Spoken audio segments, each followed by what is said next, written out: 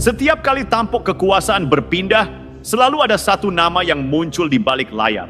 Megawati Soekarno Putri. Dari masa Habibie, Gus Dur, SBY, sampai Jokowi, selalu ada aroma yang sama. Keinginan mengendalikan, keinginan menentukan siapa boleh naik, siapa harus turun, dan kalau dia tidak berada di pusat kendali, nada-nadanya berubah. Dingin, keras, dan penuh sindiran. Padahal rakyat ini bosan dengan drama, tapi drama itu terus dipentaskan. Dan di balik drama itu, ada luka lama yang dipelihara jadi senjata politik. Coba kita tarik ke belakang. Saat Soeharto jatuh, harapan rakyat mengarah ke perubahan besar. Namun Megawati justru tersinggung ketika Habibie naik menggantikan. Padahal itu konstitusional, tapi di matanya Habibie bukan simbol reformasi, dia bayangan Soeharto. Lucunya, disitulah mulai kelihatan sisi dendam yang halus tapi nyata. Penolakan PDIP terhadap pertanggungjawaban Habibie di MPR, misalnya, itu bukan cuma soal politik, itu sinyal emosional. Balas dendam simbolik terhadap masa lalu. Dan yang paling ironis, Habibie tidak pernah membalas. Tidak menyerang, tidak menjelekkan. Dia tetap santun sampai akhir hayat. Tapi Megawati, dingin. Tak ada rekonsiliasi sampai Habibie wafat. Dendamnya diam, tapi hidup. Lalu masuk era Gus Dur, awalnya mereka jalan bareng. Tapi politik itu seperti panggung, dan kursi presiden cuma satu. Ketika Gus Dur naik, Megawati tersingkir. Ia tetap tersenyum di depan kamera, tapi di belakang layar mulai menyusun langkah. Gandeng Amin Rais, bangun tekanan politik, dorong sidang istimewa. Dan akhirnya Gus Dur lengser. Megawati naik. Dan sejak itu hubungan dua sahabat itu membeku. Ironinya Gus Dur dikenal memaafkan semua orang. Tapi dari Megawati, ia tidak pernah dapat pelukan perdamaian. Sampai meninggal pun, hubungan mereka tetap dingin. Seolah-olah kekuasaan lebih penting dari persahabatan. Nah, yang ini lebih sensitif. SBY.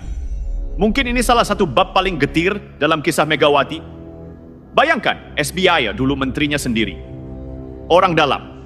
Tapi kemudian punya keberanian untuk maju sendiri jadi calon presiden. Dan sejak saat itu Megawati menandainya sebagai pengkhianat. Padahal bukankah setiap warga negara punya hak untuk mencalonkan diri? Tapi bagi Megawati seolah kekuasaan itu milik keluarga, milik partai. Dan yang keluar dari garis itu dianggap membelot. SBY menang telak.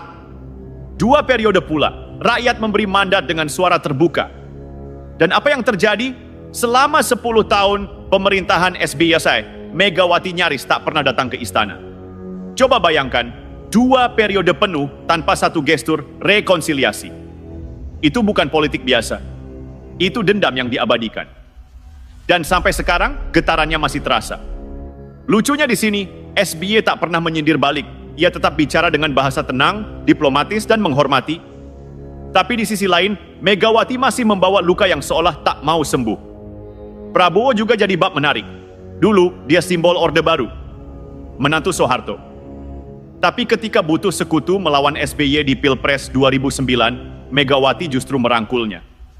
Musuh yang dulu ditolak, kini dijadikan teman. Kenapa? Karena dendam lebih kuat dari prinsip. Dan itu menunjukkan sesuatu yang lebih dalam. Bagi sebagian politisi, kekuasaan bukan alat membangun, tapi alat membalas. Lalu masuk ke bab paling aktual, Jokowi. Nah, di sini ceritanya makin rumit. Karena Jokowi bukan lawan politik, melainkan anak politik Megawati sendiri. Yang dulunya dibesarkan oleh PDIP, diberi tiket jadi gubernur, lalu jadi presiden. Tapi seperti pola yang sudah-sudah, ketika sang anak mulai punya posisi lebih kuat dari induknya, tensi mulai naik. Megawati merasa mulai kehilangan kendali. Jokowi dengan gaya kepemimpinannya yang mandiri, tidak lagi tunduk penuh pada arahan partai. Dan titik puncaknya muncul saat Megawati menolak gagasan Jokowi untuk menyatukan kekuatan Prabowo Ganjar. PDIP pemenang, kenapa harus ikut, katanya. Padahal kesepakatan awal jelas. Siapa yang elektabilitasnya lebih tinggi, dia yang maju. Ketika elektabilitas Prabowo melonjak dan Ganjar menurun, seharusnya kesepakatan itu dijalankan. Tapi Megawati mengingkarinya. Dan dari situlah muncul gesekan besar. Sampai akhirnya, Megawati tiba-tiba mengumumkan Ganjar sebagai capres. Jokowi diam, tapi diamnya berisi. Karena sejarah kadang tak butuh teriakan untuk berubah, cukup ketenangan dan waktu. Sekarang lihat pola besarnya. Dari Habibie, Gus Dur, SBY sampai Jokowi, semuanya punya satu kesamaan. Pernah bersinggungan dengan luka dan ego Megawati. Dan ini menarik, karena dari semua tokoh itu, tak ada yang membalas dengan cara yang sama.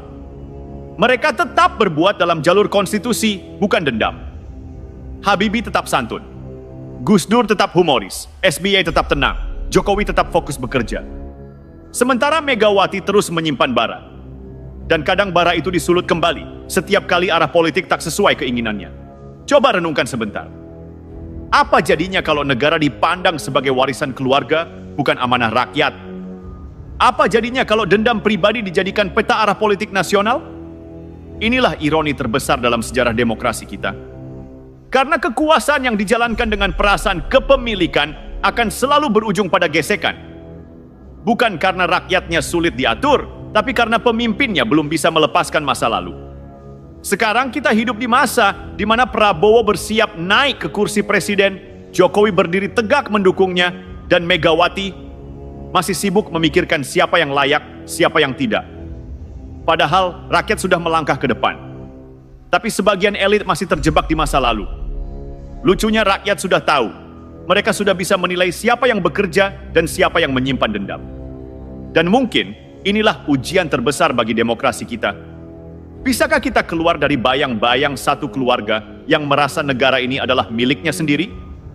Kalau kekuasaan terus dianggap sebagai hak turun-temurun, maka bangsa ini akan terus jadi panggung yang sama, hanya pemainnya berganti-ganti.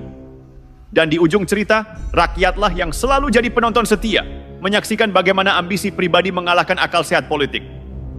Kalimat terakhir untuk direnungkan. Dendam mungkin bisa membakar semangat, tapi tidak pernah bisa menyalakan masa depan. Dan selama bara itu dijaga hidup, bangsa ini tak akan benar-benar pulih dari politik dendam. Coba lihat baik-baik ya. Sejak lama, PDIP seakan jadi perpanjangan tangan dari satu nama besar, Megawati. Partai itu bukan lagi sekadar rumah ideologi, tapi lebih seperti properti politik keluarga. Segala keputusan besar, dari siapa yang boleh bicara, sampai siapa yang boleh maju, hampir selalu menunggu restu Ibu Ketua Umum. Lucunya di sini nih, PDIP sering bicara tentang demokrasi rakyat, tapi cara mainnya feodal.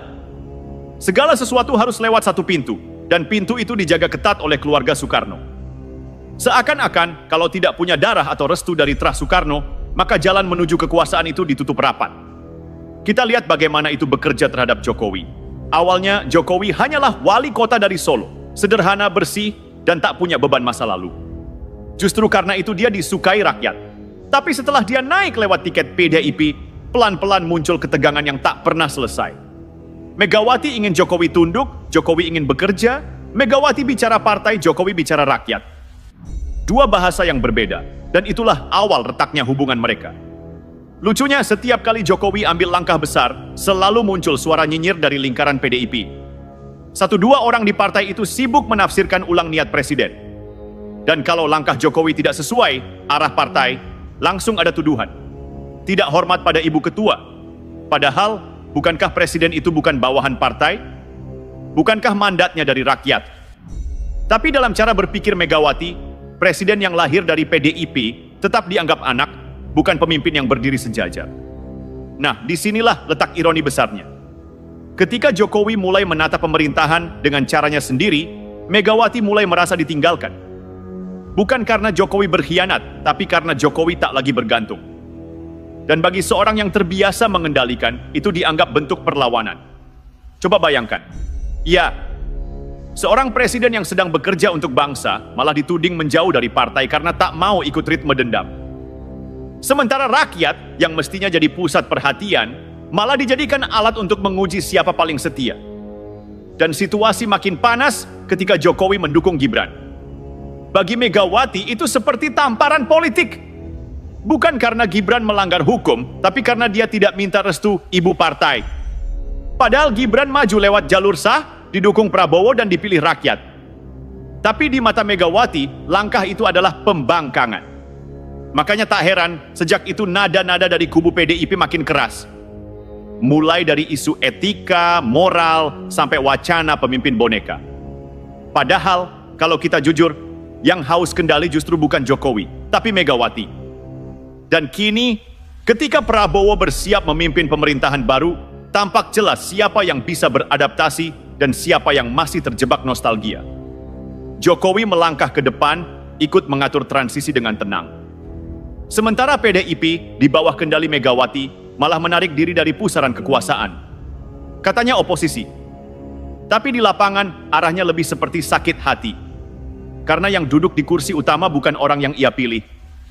Lucunya, publik melihat itu semua dengan mata terbuka. Orang sudah bisa membaca pola.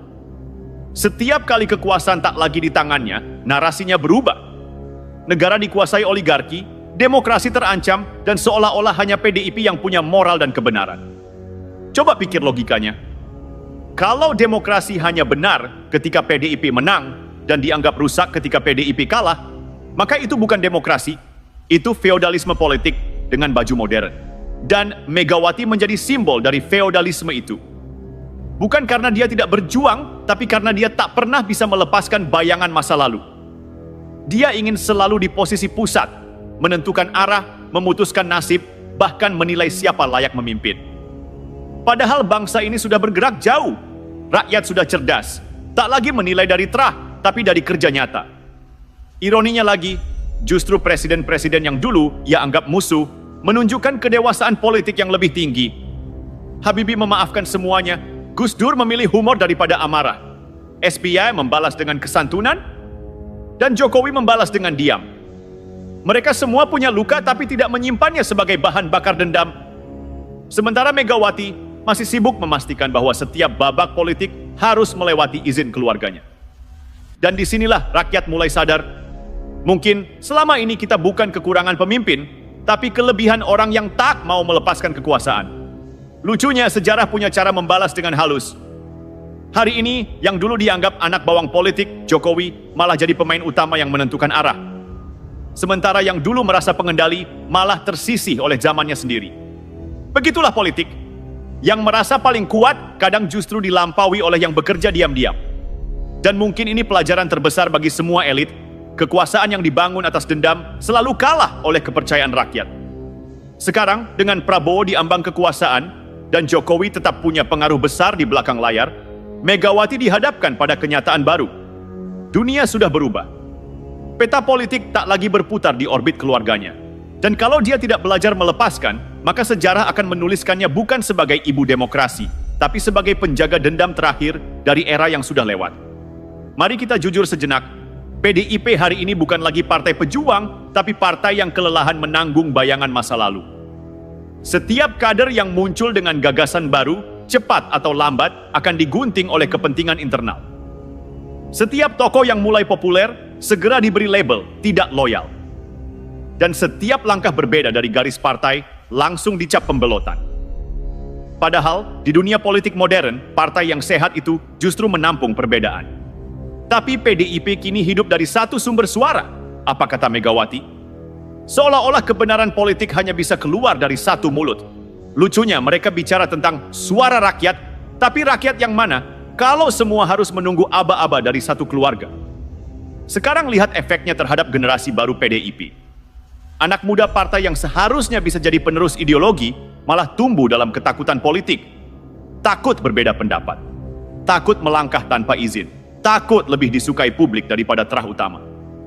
Dan ketakutan itu lahir dari satu sumber, budaya dendam yang diwariskan dari puncak. Megawati tidak hanya mengajarkan loyalitas, tapi juga semacam kewaspadaan terhadap siapapun yang bisa lebih besar dari dirinya. Lihat saja nasib-nasib politisi yang dulu dekat dengannya. Begitu mereka punya pengaruh sendiri, langsung dianggap ancaman. Sekarang kita bicara risiko terbesarnya.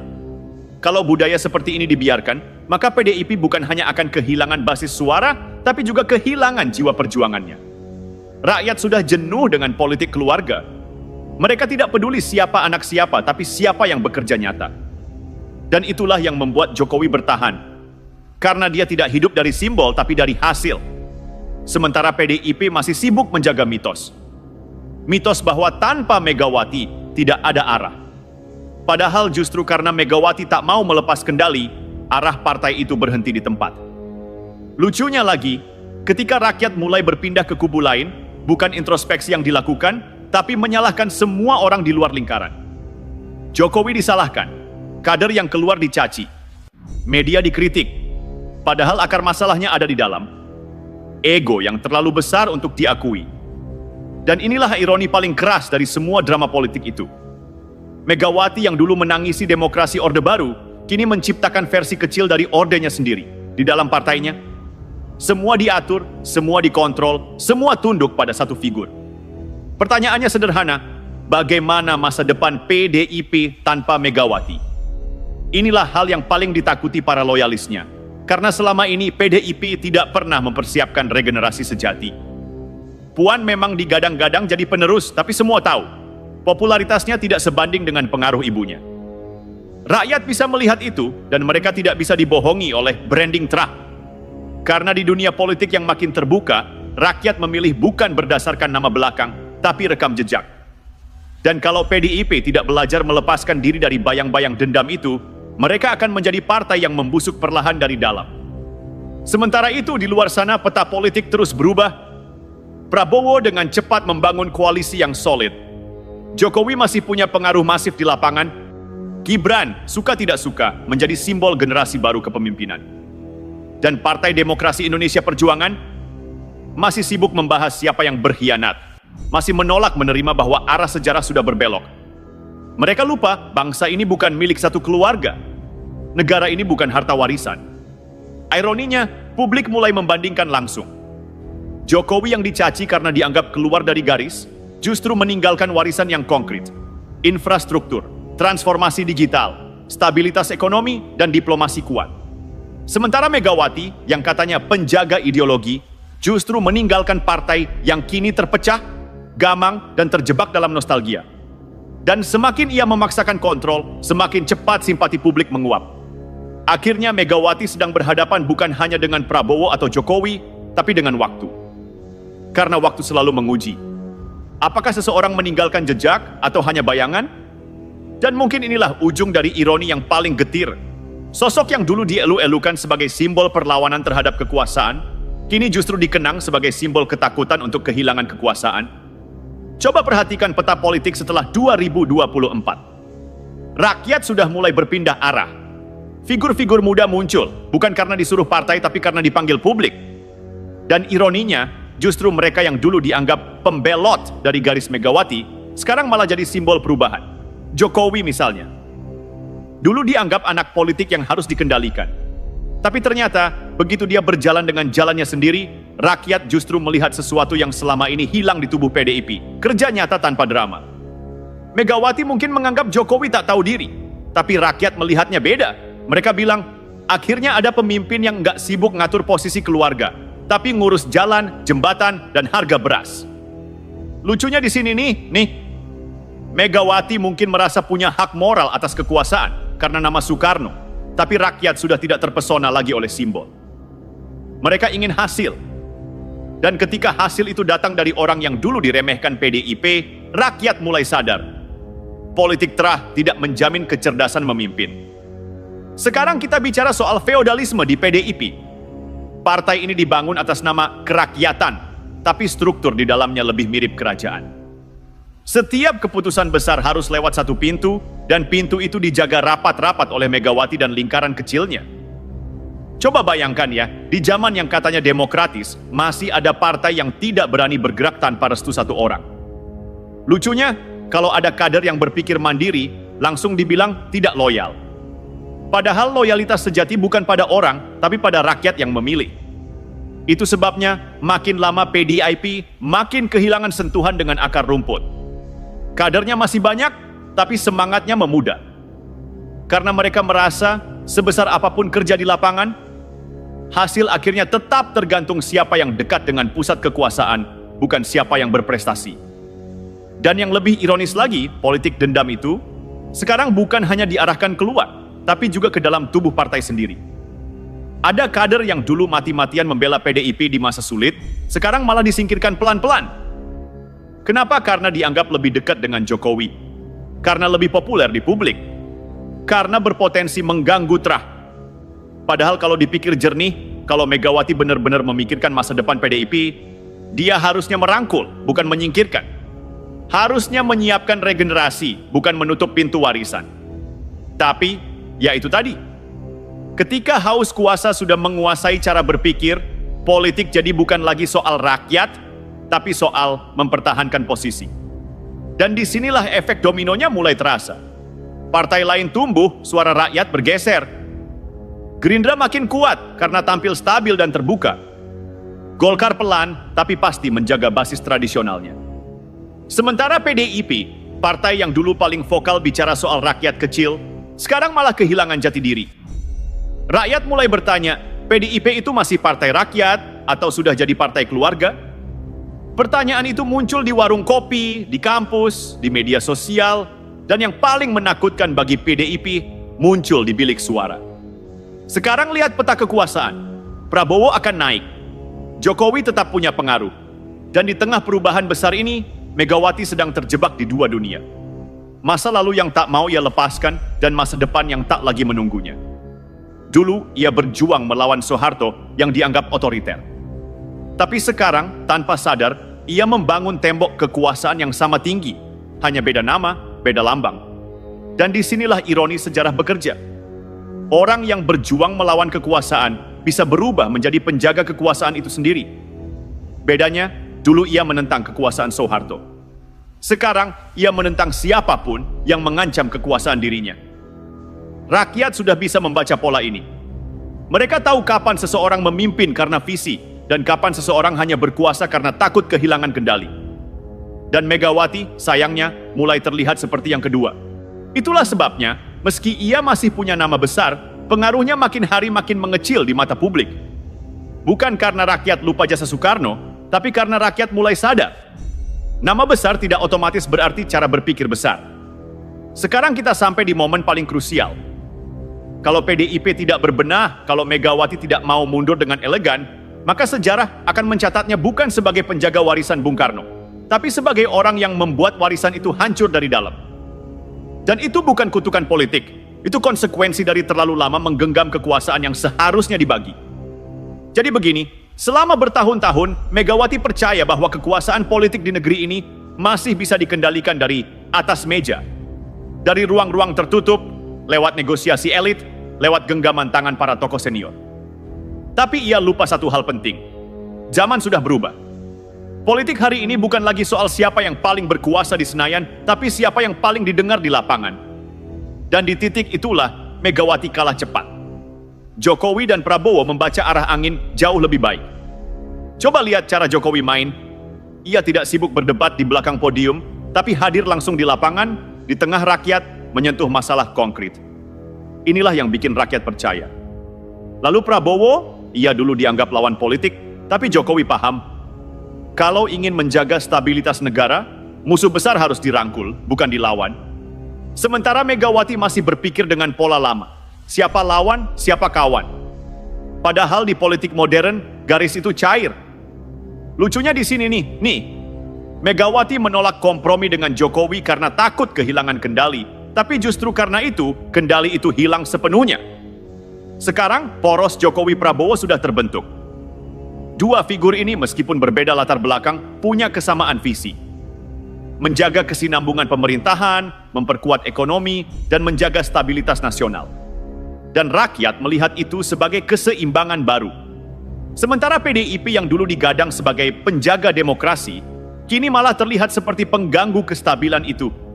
Semua pernyataan keras, sindiran tajam, justru membuat publik makin jengah. Karena pada akhirnya, rakyat cuma ingin satu hal.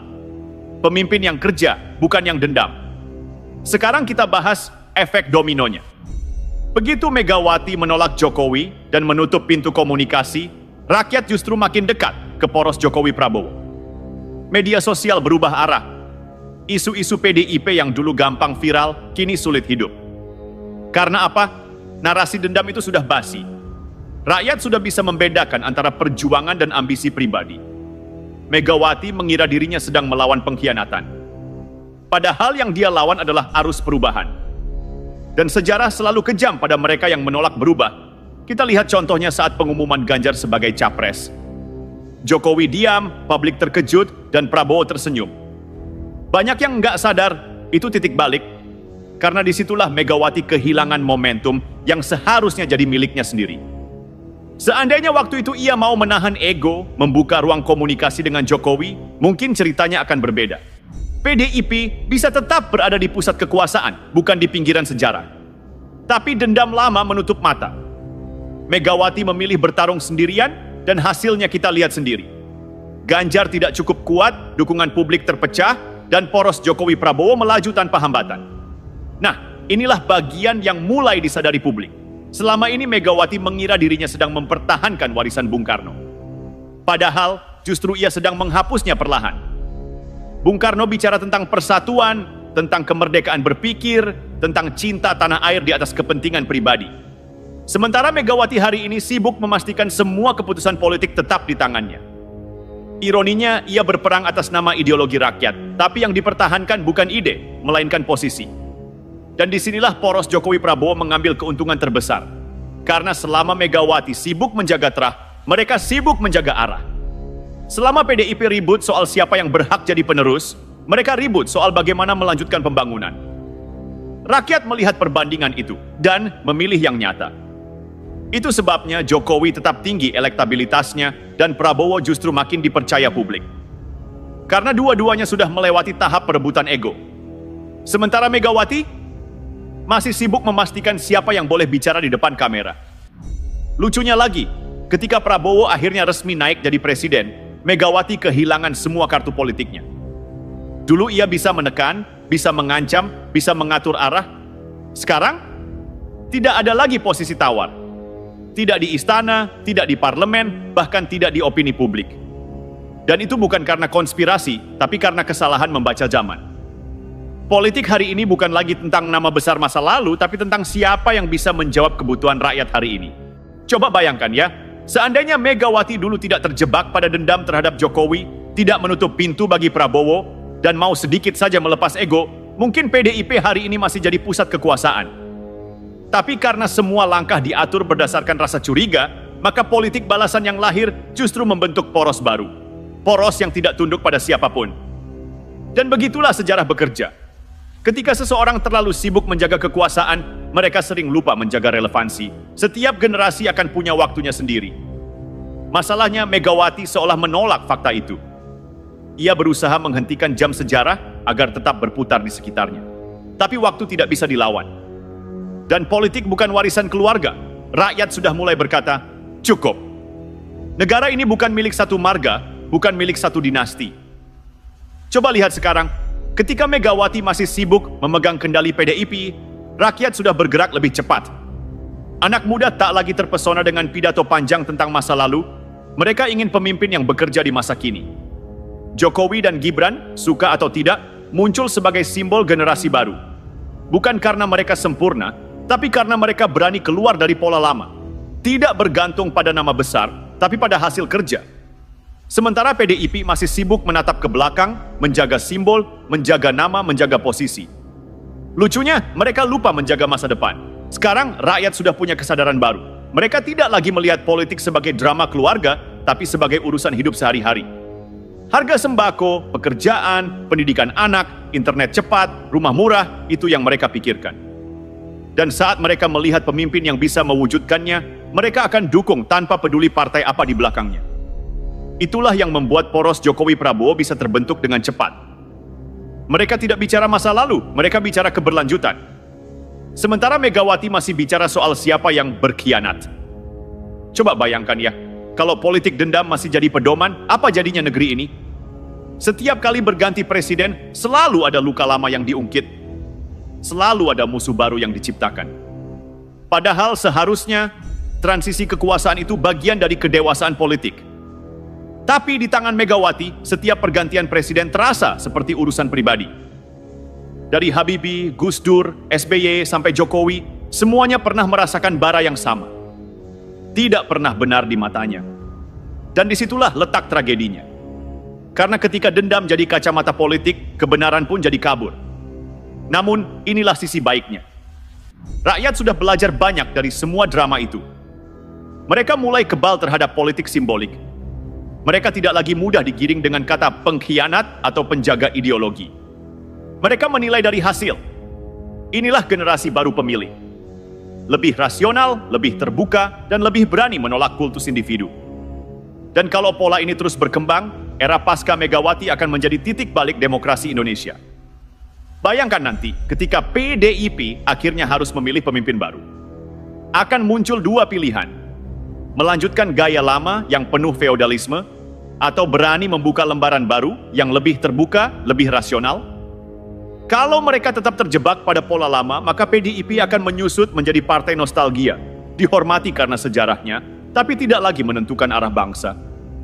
Tapi kalau mereka berani berubah, mereka masih punya peluang untuk bangkit sebagai partai modern yang benar-benar milik rakyat, bukan milik satu keluarga.